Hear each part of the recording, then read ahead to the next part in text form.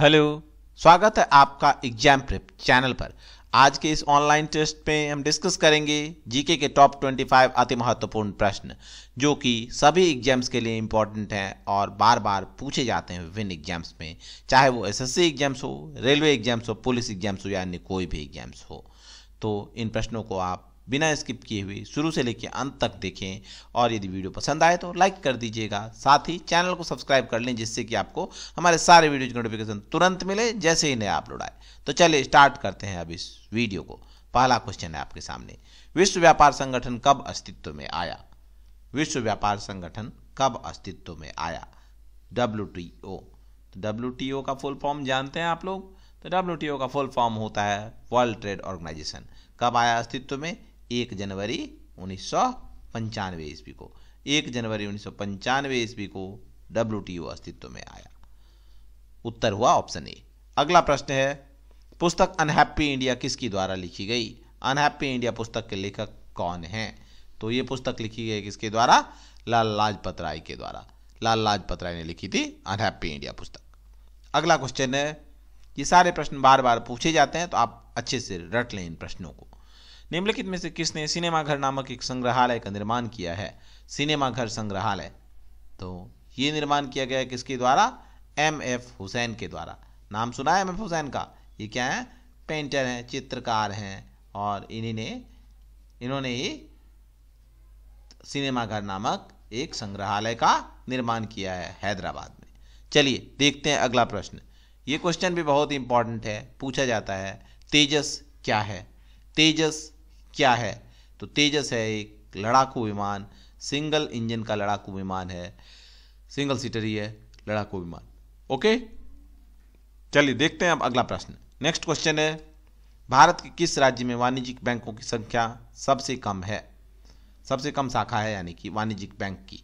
तो जो commercial banks के सबसे कम ब्रांच हैं वो कहाँ पे है? सिक्किम में। कहाँ है? सिक्किम में। और सबसे अधिक ब्रांच किस राज्य में है? सबसे अधिक ब्रांच है उत्तर प्रदेश में।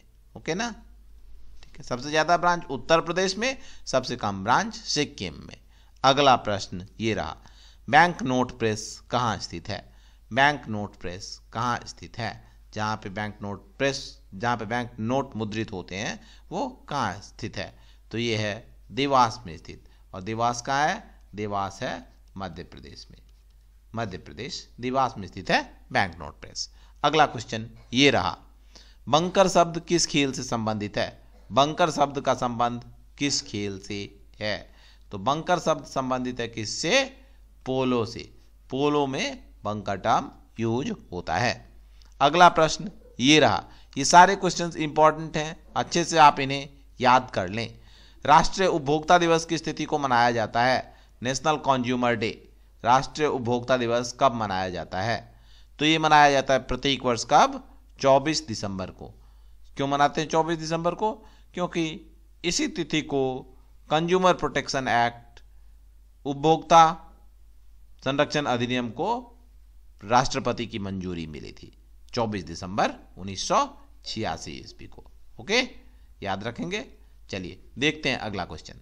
ये सारे प्रश्न इंपॉर्टेंट है और रिपीट होते रहते हैं तो आप याद रखेंगे इन सारे प्रश्नों को। बोरलॉग पुरस्कार किस क्षेत्र में प्रदान किया जाता है? नाम सुना है नॉर्मन बोरलॉग? लीजिए मैं हिंट दे रहा हूं आपको। नॉर्मन बोरलॉग का नाम सुना है आपने? तो फटाफट आप बता दीजिए अब बोरलॉग पुरस्कार किस क्षेत्र में दिया जाता है? तो किस में दिया जाता है? फिल्म, साहित्य, कृषि या खेल? तो ये दिया जाता है कृषि और पर्यावरण के क्षेत्र में। हमारा उत्तर होगा कृषि। ओके, अगला प्रश्न ये रहा आपके लिए, थॉमस कप किस खेल से संबंधित है? बहुत बार पूछा जाता है, very important question, very important, याद रखेंगे ये प्रश्न आप। तो थॉमस कप किस में दिया जाता है? बैडमिंटन में दिया जाता है। बैडमिंटन की टीम स्पर्धा में, पुरुष बैडमिंटन में दिया जाता है ये अवार्ड।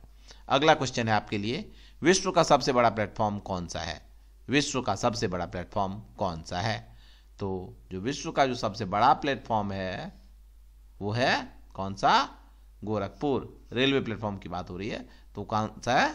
गोरखपुर में। ओके, बढ़े अगले प्रश्न पे। लीजिए नेक्स्ट क्वेश्चन, सबसे लंबी दूरी की रेलगाड़ी कौन सी है? सबसे लंबी दूरी तक जाने वाली रेलगाड़ी कौन सी है? जो कि सबसे ज़्यादा दूरी तय करती है, ये बताना है आपको। तो वो रेलगाड़ी है कौन सी? विवेक एक्सप्रेस, जो कि असम के डिब्रूगढ़ से निकल के तमिलनाडु के कन्याकुमारी तक जाती है। डिब्रूगढ़ से लेके कन्याकुमारी तक जाती है। ये सबसे लंबी ट्रेन है भारत की। अगला प्रश्न ये रहा, भारतीय संविधान के प्रस्तावना में 42वें संविधान संशोधन के द्वारा निम्नलिखित में से कौन से शब्द जोड़े गए? 42वें संविधान संशोधन द्वारा कौन से शब्द जोड़े गए थे? तो जो शब्द जोड़े गए थे 42वें संविधान संशोधन के द्वारा वो थे कौन से? समाजवादी और पंथ निरपेक्ष। कौन से शब्द थे? समाजवादी और पंथ निरपेक्ष। ओके, अगला प्रश्न ये रहा, फलों के रस को सुरक्षित रखने के लिए निम्न में से किसका प्रयोग किया जाता है? फलों को रस को सुरक्षित रखने के लिए किसका प्रयोग करते हैं इन चारों में से? तो जो प्रयोग किया जाता है वो है सोडियम बेंजोएट। जूस के लिए भी इसी का प्रयोग किया जाता है, जूस को संरक्षित रखने के लिए, प्रिजर्वेशन के लिए। ओके, बढ़े अगले प्रश्न पे। लीजिए नेक्स्ट क्वेश्चन, रक्तचाप मापने के लिए निम्नलिखित में से कौन सा उपकरण प्रयुक्त होता है? रक्तचाप मापने के लिए, ब्लड प्रेशर मापने के लिए कौन सा इंस्ट्रूमेंट डिवाइस यूज किया जाता है? तो उसका नाम है स्फिग्नोमैनोमीटर। स्फिग्नोमैनोमीटर से क्या मापते हैं? ब्लड प्रेशर मापा जाता है। पायरोमीटर से हाई टेम्परेचर मापा जाता है। हाइग्रोमीटर से आर्द्रता मापी जाती है और लैक्टोमीटर से दूध की शुद्धता मापी जाती है। अगला प्रश्न है, सुनामी नामक विशाल समुद्री तरंग किसके कारण उत्पन्न होती है? इंपॉर्टेंट है सारे क्वेश्चंस बच्चे, तो आप लोग इन्हें अच्छे से याद कर लेना। सुनामी जो आती है वो किस कारण से आती है? तो वो आती है भूकंप के कारण। जब उसका अधिकेंद्र जो है, अधिकेंद्र वो कहाँ पे होता है? वो समुद्र के अंदर होता है। तो क्या आता है? वो सुनामी का रूप ले लेता है। अधिकेंद्र यदि समुद्र में हो तो सुनामी आती है। ओके, अगला प्रश्न है आपके लिए, वर्नाकुलर प्रेस एक्ट किस वर्ष पारित किया गया? वर्नाकुलर प्रेस एक्ट किस वर्ष पारित किया गया? तो ये एक्ट क्या था? ये एक्ट था देसी जो समाचार पब्लिशिंग हाउस थे, पब्लिश करते थे समाचार पत्र, देसी समाचार पत्रों पे रोक लगाना था इसका उद्देश्य, जिससे कि ब्रिटिश के खिलाफ वो कुछ भी प्रकाशित न कर सकें। तो ये कब पारित किया गया था? 1878 ईस्वी में। और इस समय कौन थे वाइसराय? वाइसराय थे लॉर्ड लीटन। कौन थे? Lord Lytton. और इसे कब रिपील किया गया, हटा दिया गया? 1881 ईस्वी में लॉर्ड रिपन के कार्यकाल में इसे वापस कर दिया गया, हटा दिया गया इस एक्ट को। अगला क्वेश्चन है, पेरियार नदी किस राज्य में बहती है? अर्थात किस राज्य की नदी है पेरियार?